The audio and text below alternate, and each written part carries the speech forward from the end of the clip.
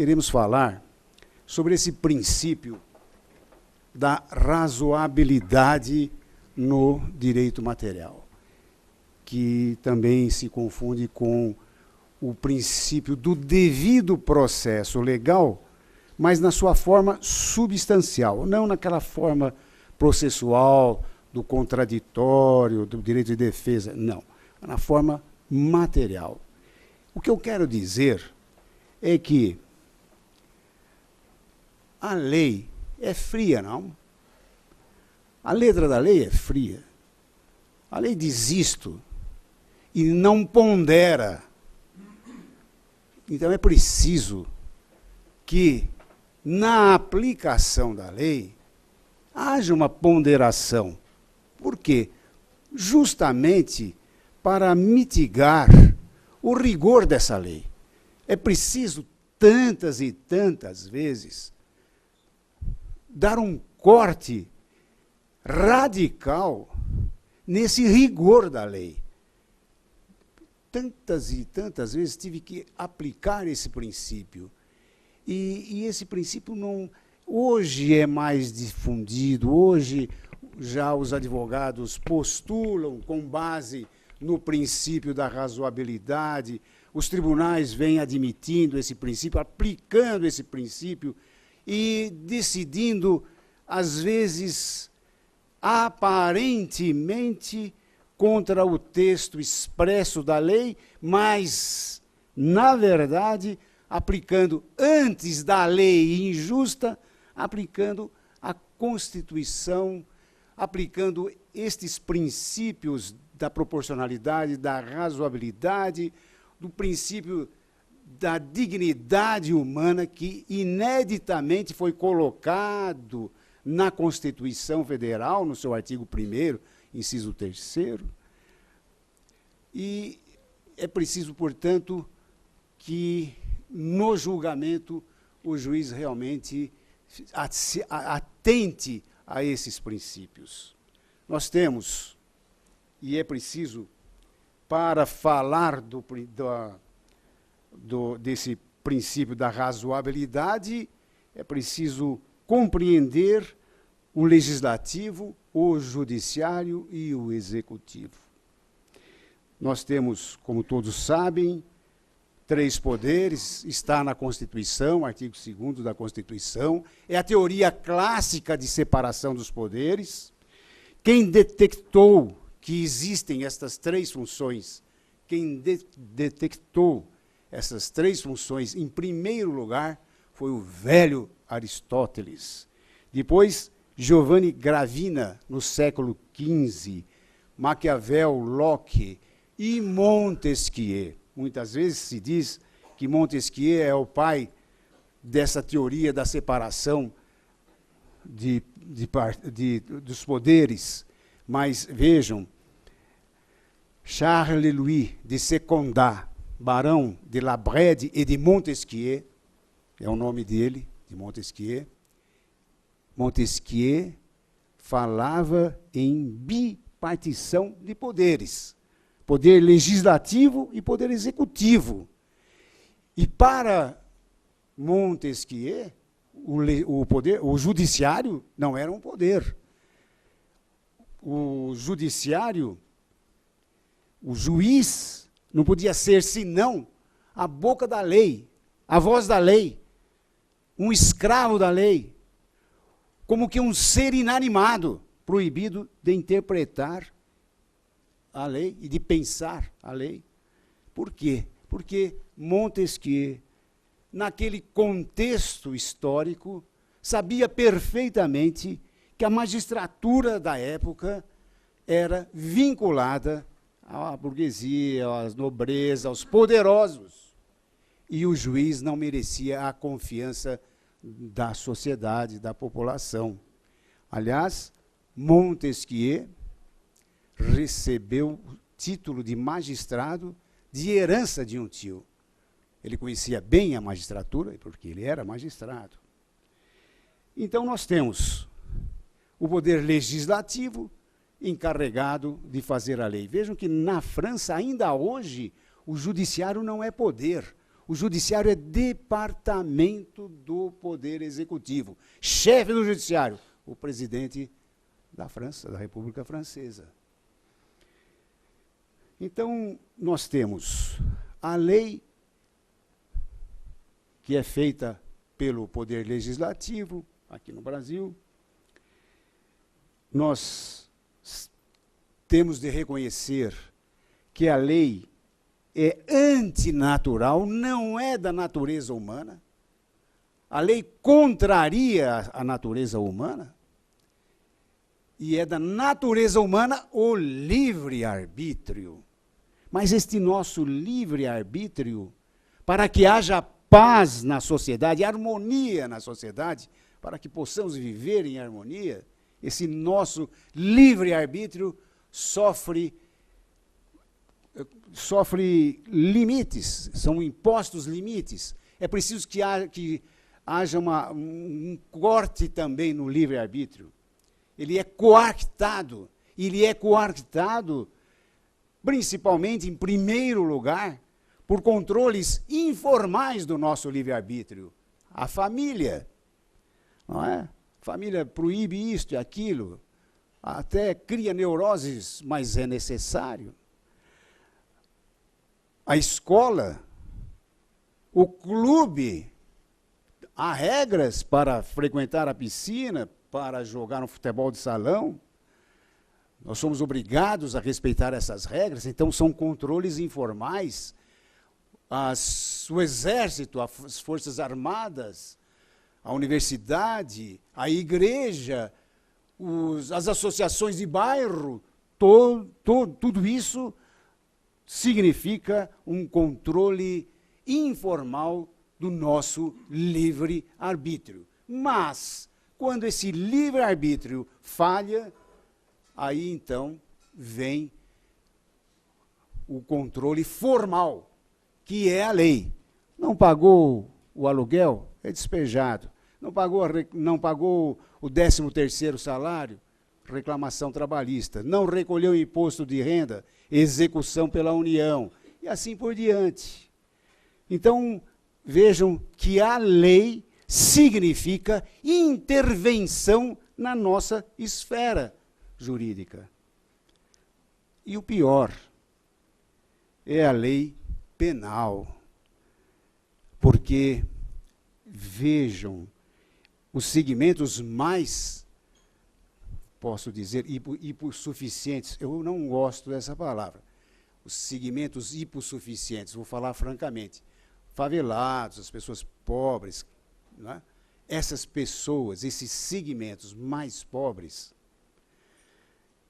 recebem do poder público uma intervenção, do ponto de vista de assistência social, uma intervenção mínima do Estado, do poder público. E eis a suma ironia, justamente para esses segmentos mais fracos, mais vulneráveis da sociedade, estes segmentos se ligam ao poder público, ao Estado, justamente pelo Código Penal.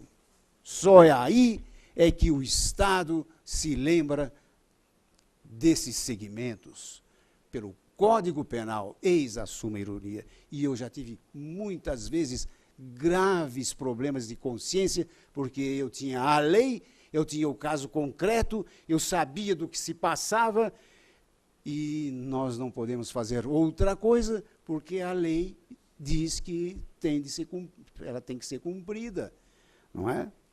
Eu me lembro, quando o juiz em Barueri ainda,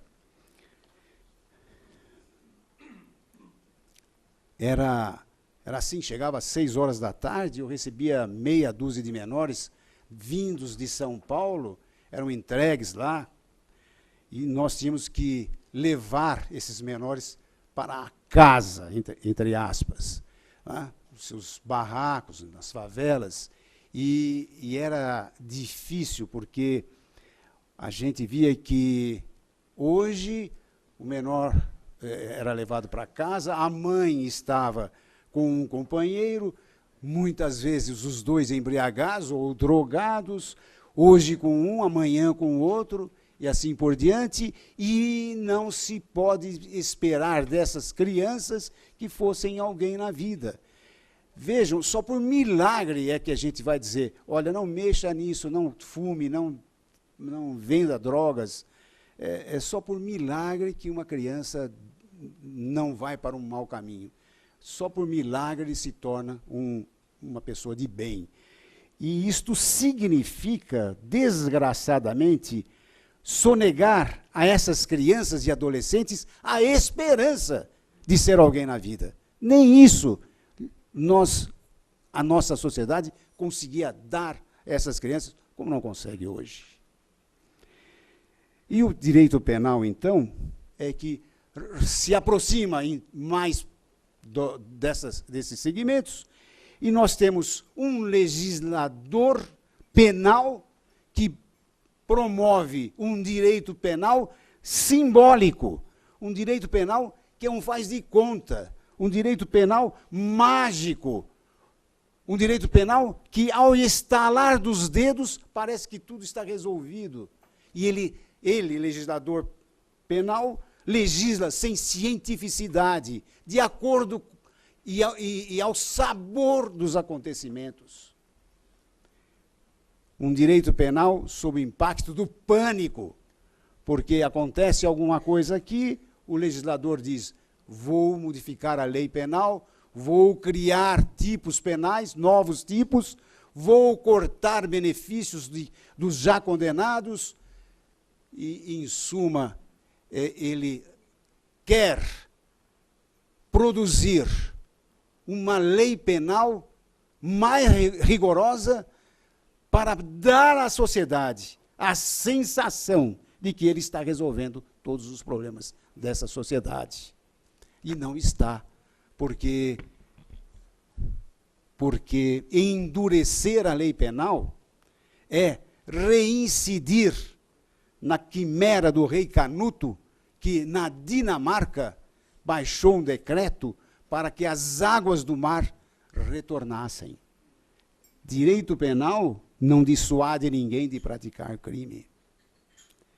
Enquanto houver essa exploração do homem pelo homem, não haverá como dissuadir alguém de praticar delitos.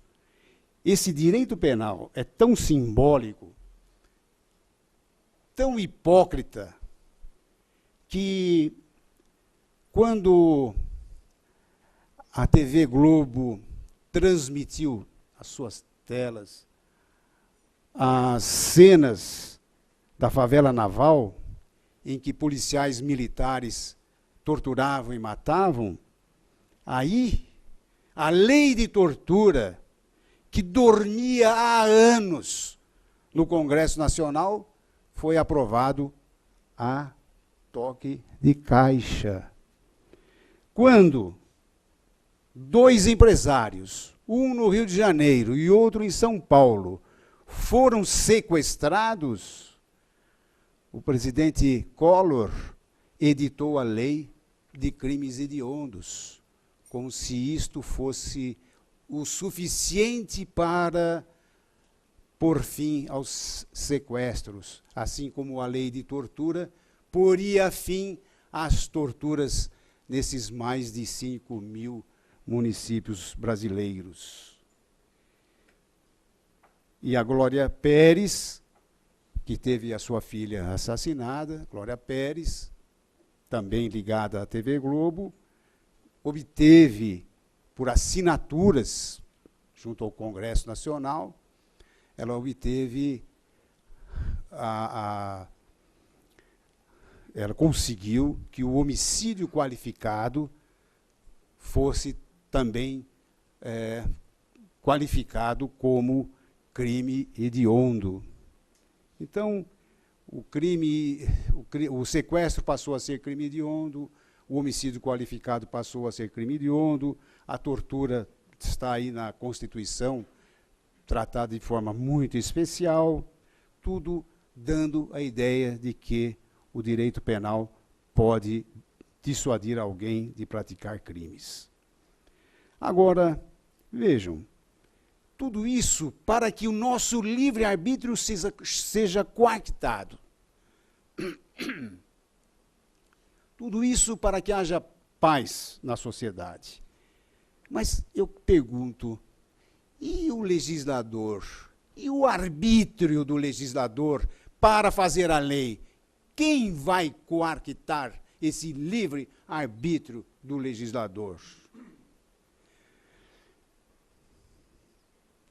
Nós não podemos deixar de reconhecer que o Estado, o legislador, o executivo, é dotado de um vampirismo tributário extremamente conhecido.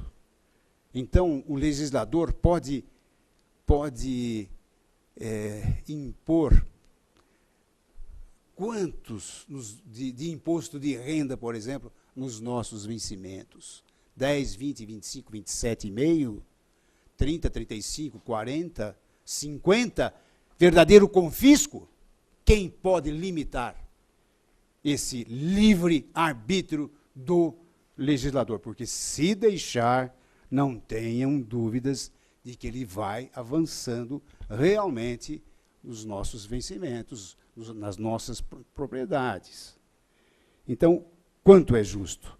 Que pena é a pena justa, abstratamente combinada para cada um dos crimes?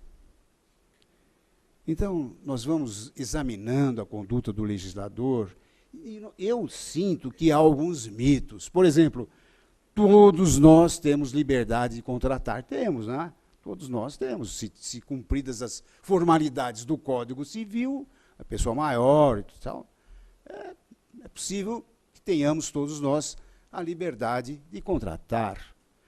Mas quantos de nós podem contratar, por exemplo, 10 dias de UTI no Hospital Sírio-Libanês ou Alberto Einstein? Não é? Liberdade nós temos. Não é mito? Todo o poder emana do povo, diz a Constituição. Não é mito?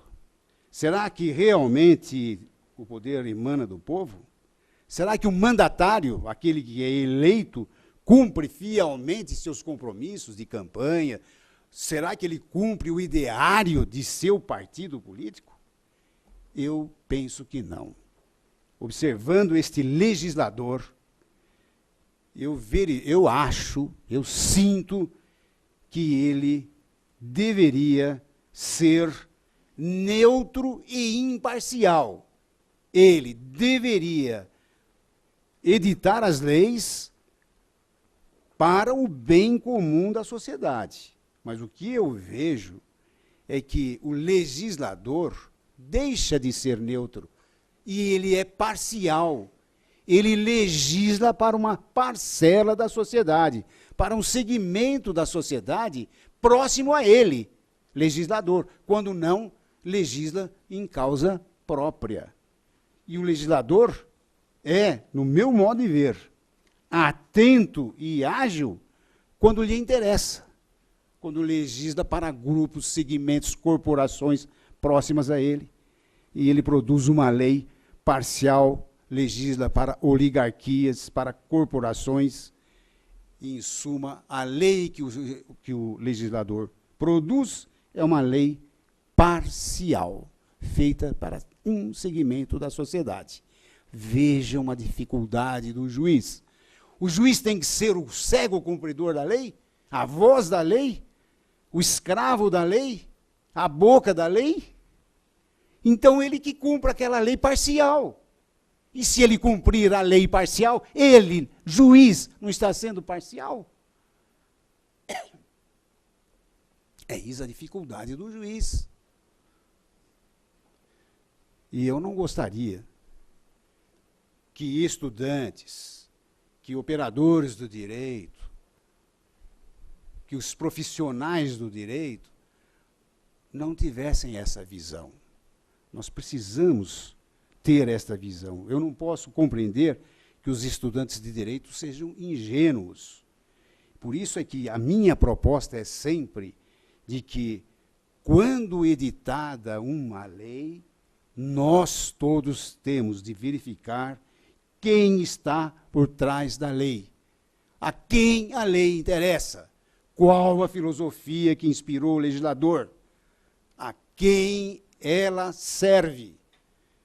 Em suma, é preciso ler a lei nas entrelinhas. E olhem, o ministro Nelson Jobim, numa palestra aqui em São Paulo, há alguns anos já, confessou que 2 artigos da Constituição Federal não foram votados no plenário. Foram insertos na Constituição sem votação. Esse é o nosso legislador. E era a Constituinte. Todos são iguais perante a lei. Outro mito. Porque, realmente, todos devem ser iguais perante a lei. E são mesmo. E são. Todos são iguais perante a lei e perante Deus. E eu quero saber se, aos olhos dos humanos, todos são iguais perante a lei. E acho que cada um dos senhores e das senhoras tem a sua opinião. Para mim, não há sequer igualdade de tratamento, porque alguém que é mais humilde não consegue falar com uma alta autoridade, com o presidente de uma tremenda multinacional, mas quem tem mais poderes pode chegar lá, ser atendido com água gelada, com um copo de água gelada, cafezinho, vai ser ouvido até o fim, sem que esteja olhando para o relógio. E eu fico realmente perplexo, muitas vezes, de verificar a desigualdade de tratamento dada pelos homens, pelas autoridades, pelas pessoas até, de modo geral. Agora, é preciso realmente que haja uma igualdade que deve estender-se no processo civil, no processo penal, que haja paridade de armas. E no processo, especialmente, imaginem um processo de uma pessoa simples, humilde, que não tenha condições financeiras, às vezes até para pagar custas e contratar advogado. Imagine que ela possa ter uma igualdade no processo civil. Acho que eu não preciso falar o resultado de uma ação proposta por uma pessoa assim, sem maiores condições financeiras, contra uma grande multinacional que tem um tremendo escritório de advocacia, que tem o contrato escrito tudo para beneficiá-la, e acho que nem preciso perguntar o resultado da ação civil que será proposta, ou que foi proposta por essa pessoa. Por isso é que eu, no meu modo de ver, o juiz tem um grande compromisso ético, que é de dar tratamento de igualdade à parte que é hipossuficiente economicamente. E se o prato da balança pende para o mais forte, o juiz deve colocar o peso de sua mão no prato da balança do mais fraco e equilibrar as partes. É obrigação do juiz. E ele pode fazê-lo. Ele pode fazê-lo equilibrando as partes, dando acesso à justiça da parte mais fraca, não só acesso à justiça, mas a uma ordem justa, porque não adianta eu permitir que ela chegue ao judiciário e a sentença não lhe faça justiça. É preciso que essa parte mais fraca tenha acesso a uma ordem justa. O juiz pode determinar a isenção do pagamento de custas, ele pode determinar de ofício a produção de prova pericial, muitas vezes não requerida, mas o juiz percebe que há essa necessidade, a parte mais fraca, o seu advogado pode não pedir, mas o juiz pode, de ofício, determinar, pode isentar do pagamento de honorários periciais, pode interpretar a lei de acordo com seus fins sociais, segundo a lei de introdução ao Código Civil, fazendo prevalecer ainda a Constituição da República, que impõe a proteção das minorias e dos excluídos, a solidariedade, o princípio da social-democracia, em que se funda o Estado, e eu peço licença para ler o artigo 3º da Constituição. Constituem objetivos fundamentais da República Federativa do Brasil.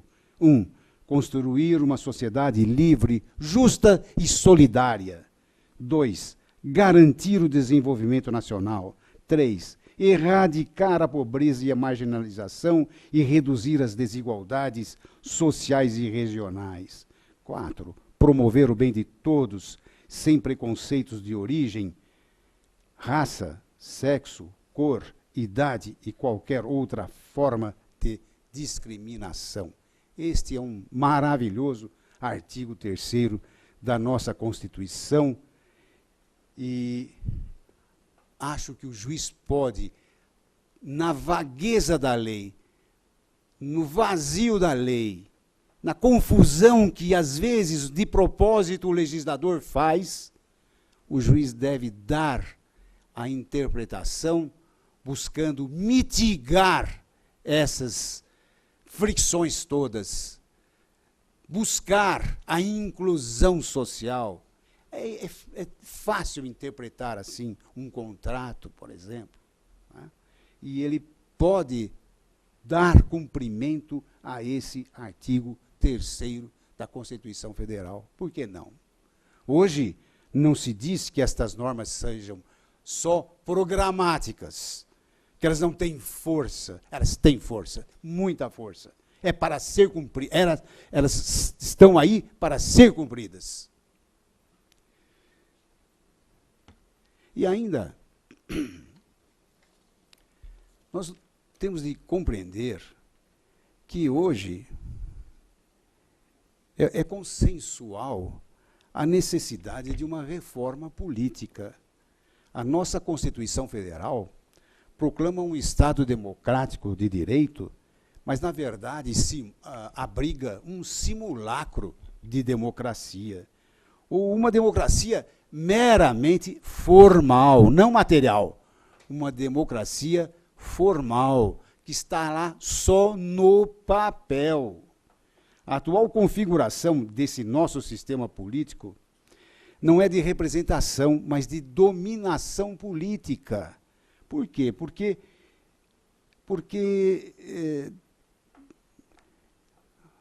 propicia a manipulação de poder, propicia os conchavos políticos, propicia a corrupção pública, a impunidade da classe política, de tal forma que nós vivemos numa pseudo-democracia, numa quase-democracia, mas que não chega a isso. E estamos, afinal, no ocaso desta democracia representativa. Há de ser mais, com a reforma da política, há de ser participativa. A nossa Constituição permite a dominação por oligarquias corporativistas avassaladoras que se sobrepõem ao interesse público, coletivo. E vejam, nós temos 32 partidos políticos. 32 partidos políticos que deveriam representar a massa popular. Mas a massa popular fica sem voz no Congresso, porque os partidos políticos têm seus donos, caciques, têm os seus interesses próprios, pensam só nos interesses deles, partidos, e a representação do povo não existe. E aí é que nós chegamos à seguinte situação. O Congresso Nacional é eleito para decidir, não é? Nós elegemos o deputado federal e o senador para que eles decidam. Mas quem é que decidiu as questões das relações homoafetivas, da questão dos embriões, do aborto dos anencéfalos? Quem acabou decidindo isso tudo? O Supremo. Por quê? Porque o Congresso tem medo. Tem medo das correntes evangélicas, dos católicos, né? E não decide. Perde voto. Se decidir de um jeito, perde o voto porque tem uma bancada que não aceita. E assim por diante. Então, sobrou para o Supremo. Tudo, afinal, acaba desaguando na mesa do juiz. E o juiz tem que decidir. No Superior Tribunal, na 6ª turma, eu recebi um processo que era assim, era um casal de homoafetivos, um deles era funcionário público do Estado do Rio de Janeiro. Viveu 20 anos com o seu companheiro e esse funcionário faleceu. O companheiro ingressou com um pedido de pensão providenciária, aquela pensão que todos nós conhecemos, que a mulher, por exemplo, companheira, recebe. E ele requereu. O Tribunal de Justiça do Rio de Janeiro disse o seguinte: essa hipótese não está prevista nos estatutos dos funcionários públicos do Estado do Rio de Janeiro. Portanto, indefiro. Muito bem. Aí vai lá para o Superior Tribunal e eu sou o relator. Eu fiquei pensando muito a respeito, lembrei da questão da dignidade humana, do princípio da igualdade, né? E que, afinal de contas, era assim, se fosse uma mulher, a mulher companheira, que houvesse pedido a pensão, não haveria dúvida alguma, teria o direito. Mas, porque o sexo, fisicamente, é outro, não tem direito. Então, eu acabei, até fiz um voto que eu pretendi que fosse assim mais elaborado, porque eu achei que ninguém ia concordar com aquilo, e decidi, eu reconheci esse direito. E os colegas, todos, os outros 4, são 5 ministros que trabalham na turma, todos votaram pelo reconhecimento desse direito. Foi unânime. E é isso que importa. Acho que isso é aplicar o direito, até o princípio da razoabilidade, porque é muito fácil para o juiz chegar e dizer assim: olha, não está na lei, não está nos estatutos, não tenho nada a ver com isso, não fui eu que fiz a lei, eu indefiro. E volta às costas a um mundo de pessoas que estão nessa mesma situação, não é? É fácil, é um juiz burocrata que pensa dessa forma, um juiz absolutamente técnico, será? Nem sei se se pode dizer que é técnico, eu acho que é injusto, e que o juiz não pode aplicar a lei injusta, e o juiz precisa mitigar o rigor dessa lei e fazer justiça. Antes da lei, a Constituição Federal. Eu penso dessa forma. E foi assim que nós julgamos, e foi assim que o Supremo Tribunal também acabou decidindo.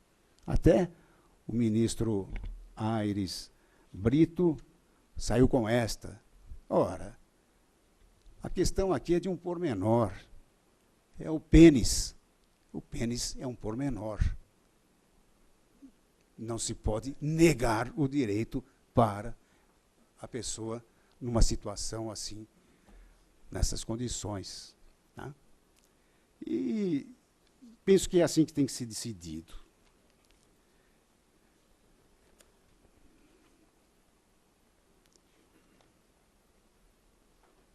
O juiz pode realmente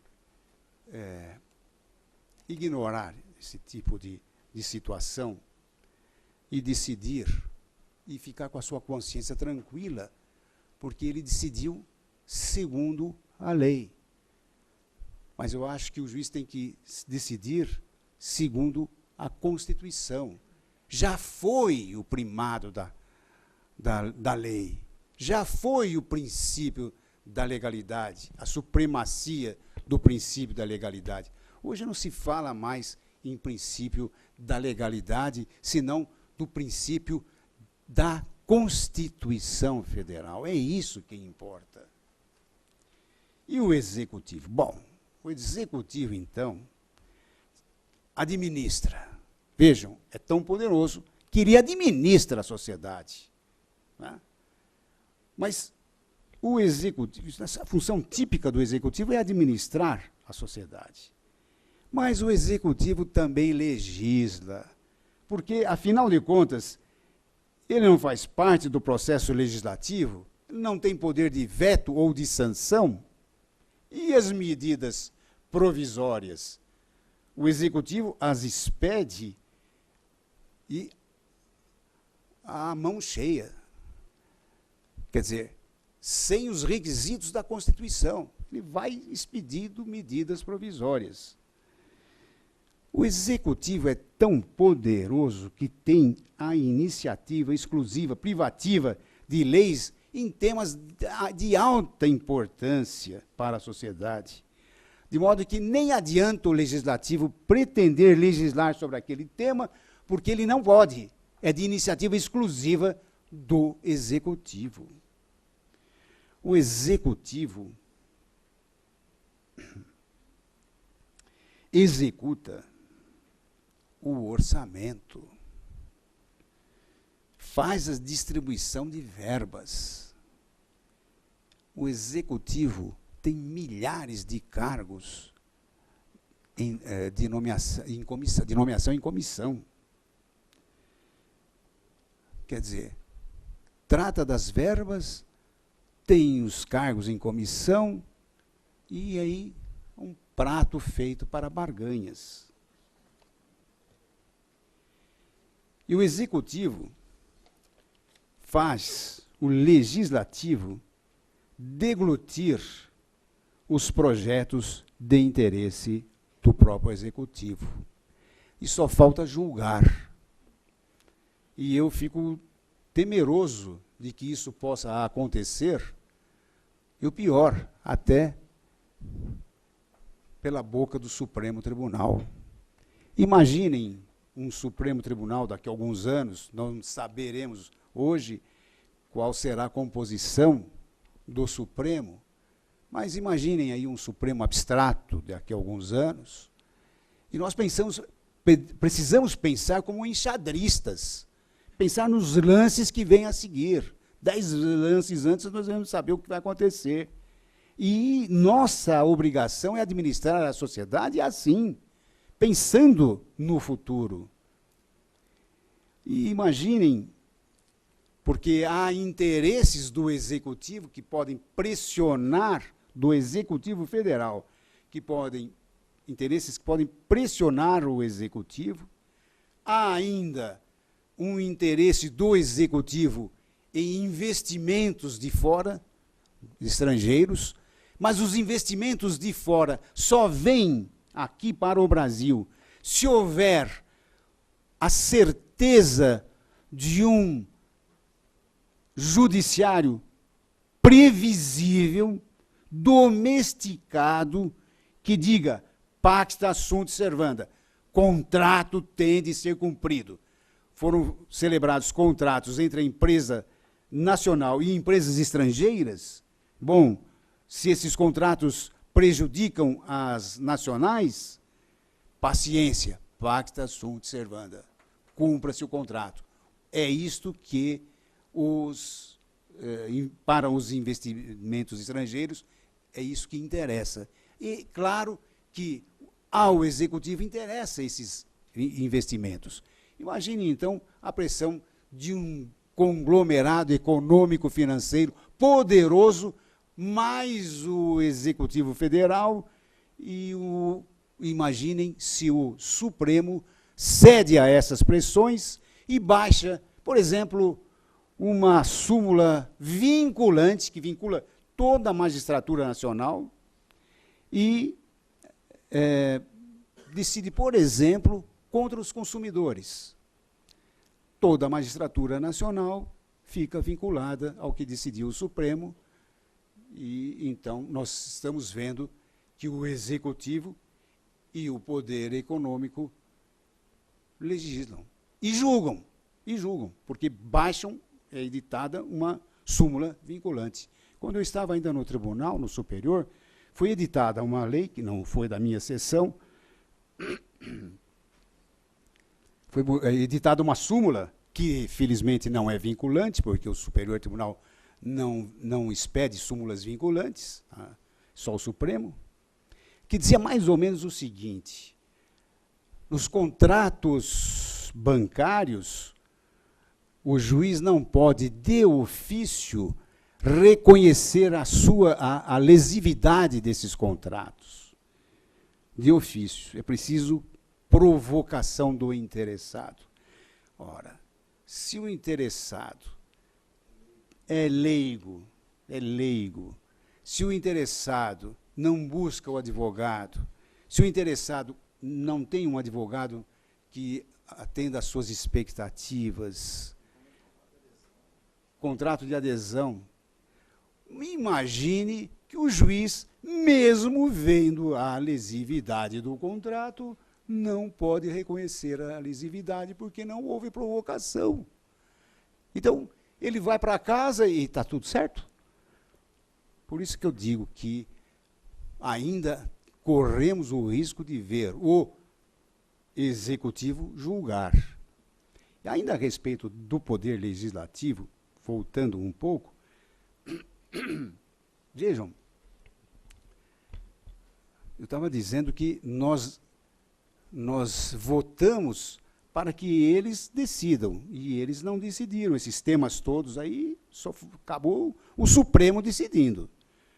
Mas nós, afinal, nós votamos, elegemos o deputado e o senador para que eles decidam a respeito de todas as matérias necessárias para a administração da sociedade. E eles, embora eleitos, eles não decidem. O Congresso não trabalha, não decide. Quem decide, então? Quem decide é o mercado, o FMI, o Banco Mundial e companhia. E o mercado não tem amor, não tem ética. E são eles que decidem. Então, eis outra ironia. Nós elegemos para que eles decidam e eles não decidem. Quem decide é o mercado, o FMI, o Banco Mundial, a companhia, e eles não foram eleitos. Nós elegemos e eles não decidem, e quem nós não elegemos, decide. Quer dizer, o poder econômico é quem decide, na verdade. E é quem manda no mundo. Em primeiro lugar, quem manda no mundo é o poder econômico. Depois vem o poder da mídia. E só em terceiro lugar é que vem o poder político.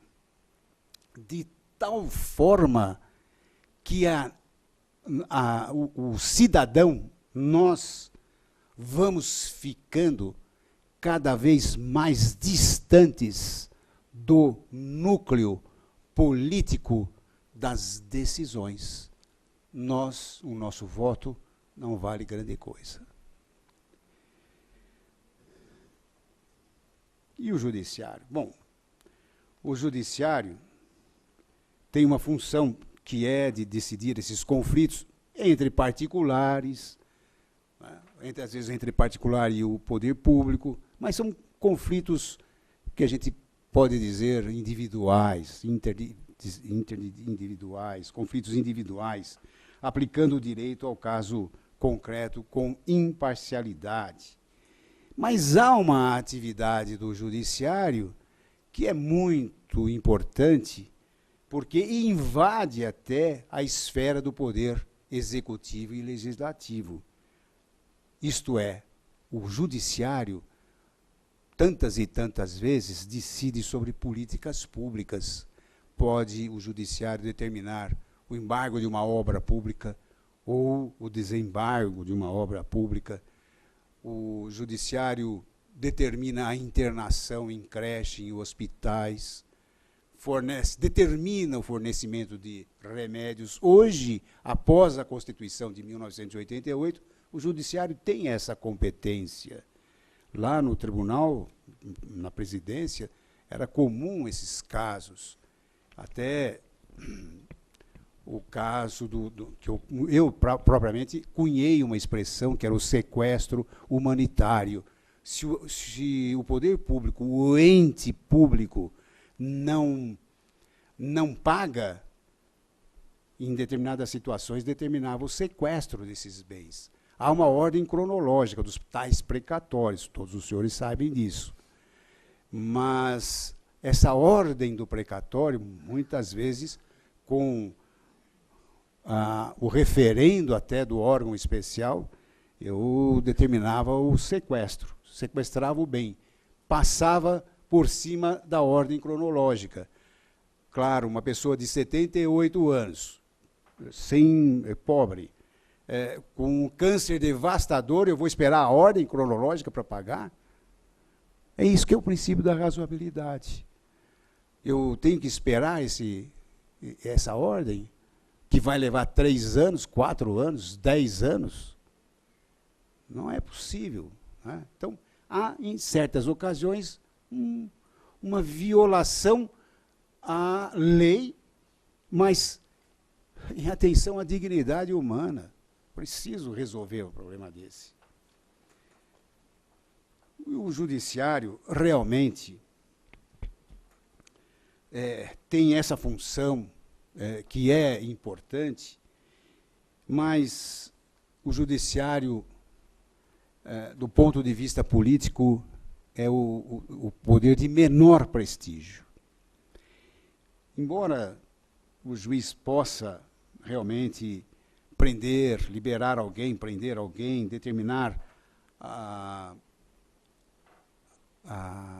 o embargo de uma obra ou pública ou particular, a função do juiz realmente ganha relevo justamente nos direitos e garantias fundamentais, quando ele, juiz, é o grande garante da sociedade, é o grande defensor desses direitos e garantias individuais. Aí sim, avulta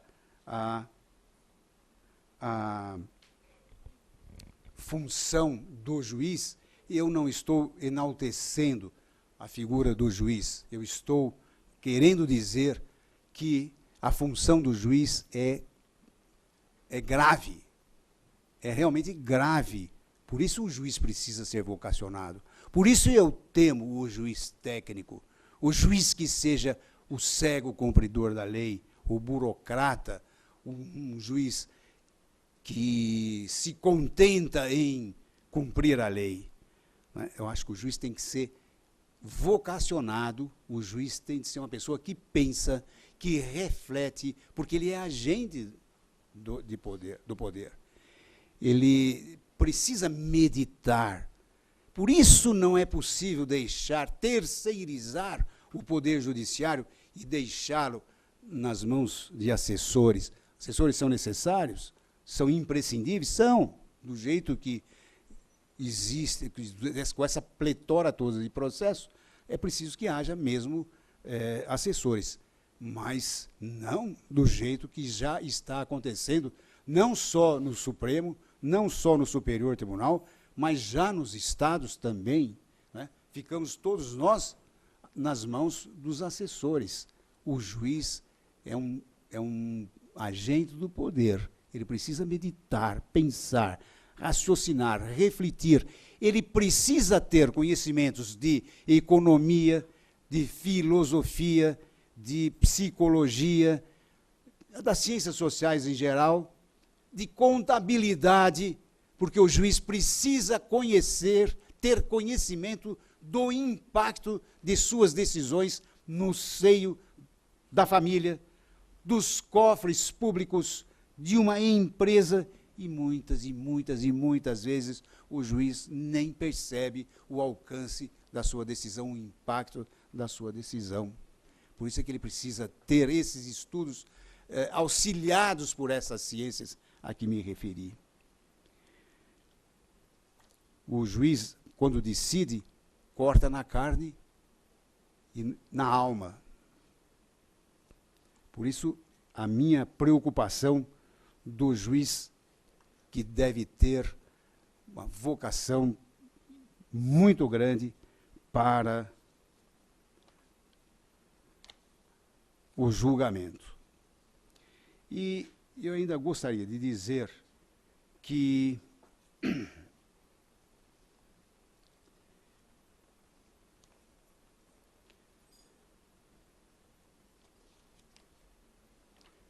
a nossa Constituição Federal de 88 importou do direito anglo-americano esse devido processo legal na face substantiva. Esse princípio realmente da razoabilidade. E eu peço licença para ler um trecho de Manuel Gonçalves Ferreira Filho, que é um grande constitucionalista, e que diz o seguinte, referindo-se à face substancial do devido processo legal. Ele diz: o substancial importa em que as normas aplicadas quanto ao objeto do litígio não sejam desarrazoadas, portanto, intrinsecamente injustas. E continua: contudo, a Carta deu ao Judiciário, mesmo nessa função típica de dizer o direito entre particulares, um certo distanciamento em relação à lei, que a doutrina clássica não admitia. Com efeito, o texto importou o Due Process of Law, substantivo do direito anglo-americano, artigo 5º, 54, afora o aspecto formal, já muito presente em nosso sistema, por meio dos princípios da ampla defesa do contraditório mantido no artigo 5º da 55 da Constituição. Assim, diz ele, pode o magistrado, vejam, inquietar-se sobre a razoabilidade da lei, a proporcionalidade dos encargos que acarreta, etc., quando antes não lhe cabia, senão ser a voz da lei. E culmina por afirmar: o exame mais aprofundado da lei magna, todavia, confirma, em outros pontos de relevo, que esta não entende o judiciário como um mero poder neutro, incumbido de aplicar contenciosamente a lei a casos particulares. Luiz Ferrajoli, professor da Universidade de Camerino, diz o seguinte: a sujeição do juiz à lei já não é fato, como no velho paradigma jus-positivista, sujeição à letra da lei, qualquer que seja o seu significado, mas sim sujeição à lei somente enquanto válida, ou seja, coerente com a Constituição. E a validade já não é um modelo constitucionalmente garantista e vai assim por diante. Ada Pellegrini Grenover diz: haverá violação à due process clause, não somente onde forem desarrazoadas as formas técnicas do exercício dos poderes especiais, mas também onde a própria configuração dos substantive rights possa prejudicar a sua tutela, condicionando irrazoavelmente o resultado do processo. E é isso. Eu vou lembrar de alguns exemplos para facilitar o entendimento. Por exemplo, eu julguei um caso em que foi assim, um rapaz desceu na rodoviária de Franca, desceu de um ônibus, vinha passando uma menina com menos de 14 anos de idade, 13 anos de qualquer coisa. Ele passou a mão nos seios da menina por cima da roupa, coisa de 3, 4 segundos, e saiu correndo. A menina, muito indignada, e com muita razão, correu atrás, chamou um policial militar, correu atrás do rapaz, prenderam o rapaz, flagrante. O rapaz tinha já um antecedente, ele registrava um antecedente criminal, porque ele foi condenado à pena de multa por furto de pequeno valor, tanto que ele foi condenado à pena só de multa. Mas era reincidente. Reincidente não pode ter pena mínima. Pena para o artigo, no antigo 214, atentado violento ao pudor, era de 6 anos, mas ele era reincidente, foi para 7 anos. Como a menina era menor de 14 anos, aplicou-se o artigo 9º da Lei de Crimes Hediondos, que manda aumentar a base, 7 anos, de metade. Metade de 7 anos, 3 anos e 6 meses. Então, a pena já estava indo para 10 anos, né? e 6 meses. Né? Naquela ocasião, o agente que cometia delito de natureza sexual, hoje não é mais assim, mas naquela ocasião ainda, o agente casado que cometesse crimes de natureza sexual tinha um aumento obrigatório de pena de um quarto a mais. Ele era, infelizmente, casado. Então, ele teve um aumento de 1/4, todos os aspectos. 1/4 de pena foi para 11 anos e 8 meses de reclusão. Se ele tivesse matado a menina, ele teria 6 anos de reclusão. Não é? E eu propus uma desclassificação para aquele artigo 61, importunação ao poder público, uma coisa qualquer lá, e rua. Era uma revisão criminal, 9-1, só eu votei desse jeito. Aí eu não sou vaidoso, eu não tenho nada de vaidades, mas eu fiquei muito preocupado, porque 11 anos, 8 meses, por um ato que levou 3 segundos, 4 segundos, se fosse um ato sexual que os senhores imaginam mais grave, vá lá, tudo bem, né? Pode dar uma pena alta, merece até. Mas por aquilo, pareceu-me realmente desarrazoado. E aí eu fui até para o meu gabinete, e aí, às vezes a gente recebe a visita de um colega e tal, e veio um colega mais antigo, e um senhor muito assim, inteligente e tal, e ele notou alguma coisa, que eu estava com alguma coisa que ele falou, Limonge, você está esquisito hoje, o que é que você tem? Bom, já que ele perguntou, eu contei, né? O rapaz fez isso, desceu do ônibus, passou a mão na moça, e não sei o que e tal, contei toda a história, e eu estava desclassificando, ponto sujeito na rua, mas eu fiquei vencido 9-1.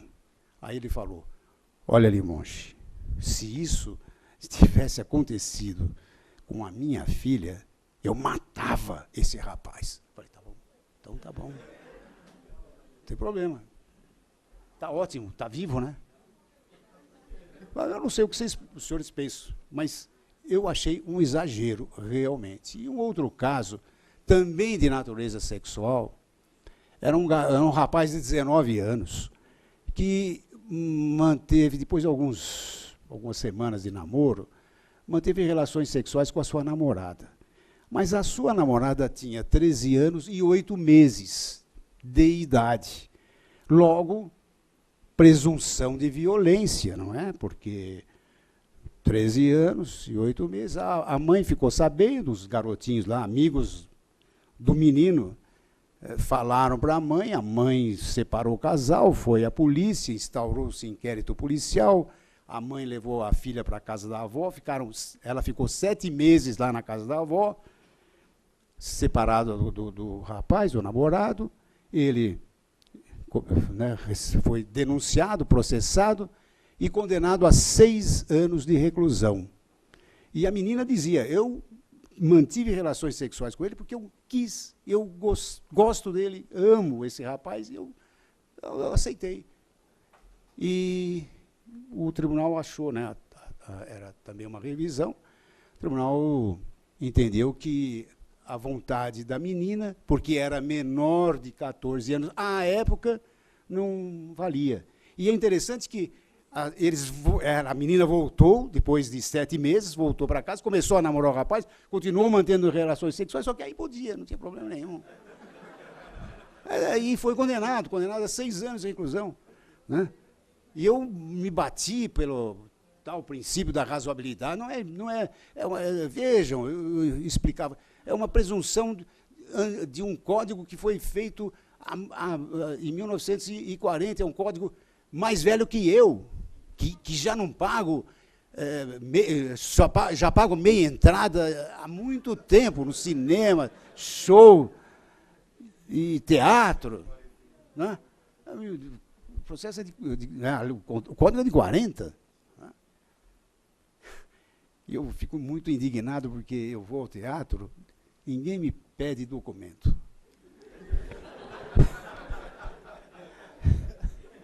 Aí eu vou lá, outro dia eu fui, já há algum tempo, fui comprar um ingresso, não tinha ninguém atrás de mim, eram umas 6h30, assim, no teatro, a bilheteria estava vazia, aquele vidro blindado. Aí eu pedi meia entrada. Aí a moça pediu o documento. Aí eu passei o documento, o dinheiro, ela me devolveu o troco, as entradas, e eu brinquei com ela, não tinha ninguém lá, estava folgado. Falei, olha, você me deixou muito feliz hoje. Ah, por quê? Ah, porque você me pediu documento e tal, nunca ninguém me pede documento. Falei, né? Ela deu risada, falou, tá certo. Mas ela completou, são ordens da diretoria. Letra fria da lei, doutor, exatamente isso. E aí alguns dias aqui atrás, eu fui ao Sesc Pompeia, assisti a um show também, musical, e eu fui entrando com a minha mulher, né? Aí a mocinha que estava na frente, muito sorridente, pediu os documentos. E a minha mulher foi pegando os documentos da bolsa. Aí eu falei para a mulher, não, é brincadeira dela, ela está brincando, é gozação dela, imagina, vai pedir documento. Daí a mocinha falou, o senhor não precisa, mas ela precisa. Letra fria da lei, pô. Hein? Não, ela. Bom. Mas eu preferia que o meu documento fosse pedido também, mas não adiantou, não tinha jeito. Mas é isso. E isso eu acho que é a aplicação do devido processo legal na face material. É esse o princípio da razoabilidade. Um outro processo, esse não é de natureza sexual, era um tráfico de entorpecente, uma pessoa acusada de tráfico de entorpecente, ele estava ao volante de um carro, foi abordado por um policial investigador, ele avançou com o carro, e o policial saltou do lado e atirou, pegou na medula, tetraplégico, completamente paralisado, esfíncteres soltos, perna desse tamanho, inchadíssima, não tinha como tratar dele na penitenciária, e ele pediu, então, uma prisão domiciliar. E eu dava a prisão domiciliar numa apelação. Fiquei vencido, 2-1, mas aí a defesa opôs embargos infringentes e mudou. Aí o tribunal, por 3-2, deu a prisão ao Beck. Eu acho que isso é a prisão domiciliar. Isso eu acho que é a aplicação do princípio da razoabilidade. Esse mesmo caso que eu falei das relações homoafetivas, acho que também é uma aplicação desse princípio. Um caso em que uma gestante consegue adiar exames físicos em concurso público, há um conflito entre dois princípios, o da isonomia, né, de que todos são iguais, mas existe o princípio da razoabilidade. Se a gestante, comprovou que não reunia condições físicas no dia marcado para o exame, por que não adiar esse exame? Então, ela conseguiu o adiamento, foi aplicado esse princípio da razoabilidade, e acho que muito bem aplicado. Internação em hospital, internação em creche, o sequestro humanitário, isso que lhes falei, da pessoa de 78 anos, isso é aplicação, sem dúvida, desse princípio da razoabilidade. O princípio da razoabilidade também se aplica no caso de um delegado de polícia reprovado no teste Cooper, né? Ele é reprovado, mas o delegado, sabidamente, não cumpre missões. Quem cumpre são os agentes. Então, o tribunal também aceitou e desconsiderou a reprovação no teste Cooper. Aquela entrevista pessoal que se faz no concurso, na carreira diplomática, também ele é aprovado nas provas intelectuais, mas pode ser reprovado naquela audiência reservada. Isso também ocorre na magistratura. Hoje já há modificações no concurso da magistratura, porque o Conselho Nacional de Justiça não aceita esse tipo de entrevista reservada, sem gravação, sem nada, né? Então, isso também é aplicação do princípio da razoabilidade.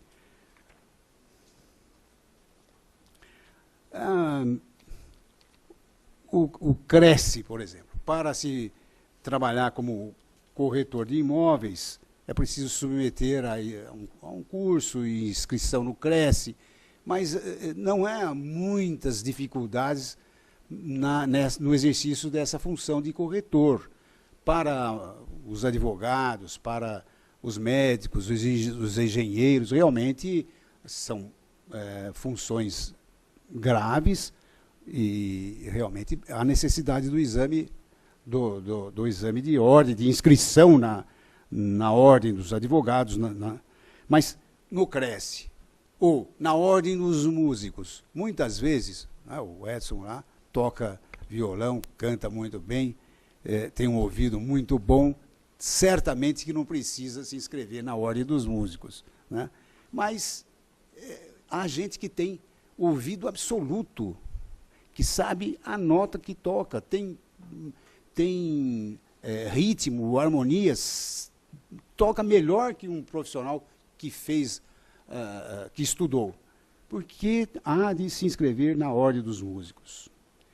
O STF já também decidiu que a vaga no Congresso pertence ao partido político e não ao eleito pelo partido, que é uma nova modalidade de perda de mandato. A vedação do nepotismo, que o Conselho Nacional falou, o Supremo endossou, também significa, aparentemente, um ativismo judicial, que não é. Porque esse ativismo judicial, na interpretação da lei com base na Constituição, não é ativismo. Ativismo judicial seria algo que não existisse na Constituição, que fosse criado.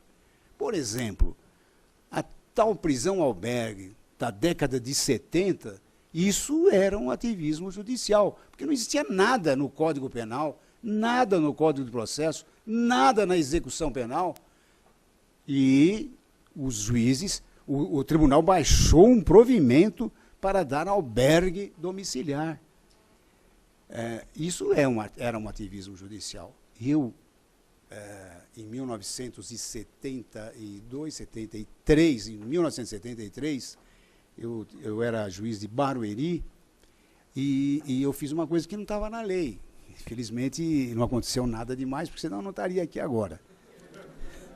Eu liberei no Natal, dia 24 de dezembro de 1973, um mundo de presos, uns condenados a 7 anos, tinha medida de segurança detentiva obrigatória quando era reincidente. Quer dizer, o sujeito cumpria 7 anos de reclusão, mais 2 de medida de segurança detentiva. Né? Era 9 anos. E eu acabei soltando. Morri de medo, porque eu estava esperando o dia 26 se todos voltassem. Todos voltaram em fila indiana, junto com as namoradas, esposas e filhos, e foram até a delegacia, lá debaixo da praça, até lá em cima na delegacia a pé. Mas não estava na lei. Isto é um ativismo judicial, sem dúvida alguma. E depois, né, virou lei, hoje é lei.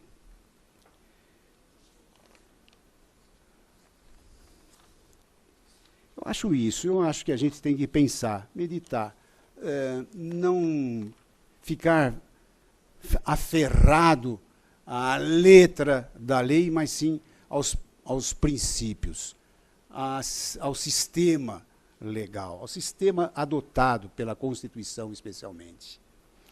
Eu sei que isto gera certo subjetivismo. É preciso compreender que há algum temor nessas posições. Por quê? Porque eu posso achar que isto é razoável, e os senhores e as senhoras podem achar que não. 11 anos e 8 meses, muita gente pode achar que está muito bom, e eu não posso discutir. Cada um tem a sua opinião. Uns acham razoável, e outros não vão achar razoável. Né? Mas como se contorna isso? Esse subjetivismo? Nós não podemos deixar de considerar a moldura da lei. A moldura da lei está lá. Dentro dessa moldura é que há opções. Várias, às vezes. E a gente trabalha, o juiz tem que trabalhar com essas opções. E não há subjetivismo porque não passa da moldura da lei. A decisão não pode ser algo completamente distinto, algo imprevisível, algo absurdo. Não pode. Por isso é que, no meu ponto de vista, esse princípio da razoabilidade, também chamado da proporcionalidade, merece todo o respeito da nossa sociedade. E eu estava aqui dizendo que a nossa Constituição tem princípios maravilhosos, como esse do artigo 3º. Quem é que não quer? Que religião não quer uma sociedade livre, justa, solidária, uma religião que queira mitigar as fricções todas que existem? Que religião não quer a inclusão social, o desenvolvimento, a erradicação da pobreza, da marginalização, não é? E eu queria contar uma história que é verdadeira. A doutora Monteverde é uma antropóloga, e ela foi com o marido buscar um índio, um indígena, no aeroporto, e